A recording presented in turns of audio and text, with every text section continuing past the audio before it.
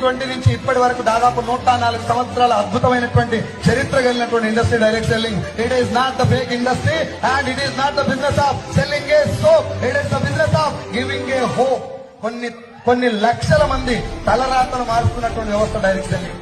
ఒక ధనవంతుడు డబ్బు సంపాదించడానికి కొన్ని లక్షల మార్గాలు ఉన్నాయి, కానీ ఇయ్యాల తలుచుకున్న సైకిల్ మీద తిరిగేటోడు కూడా బెంచ్ కార్లో తిరిగే అవకాశం ఒక డైరెక్ట్ సెల్లింగ్ లోనే ఉంది. అది నేను ఘంటాపదంగా చెప్తాను.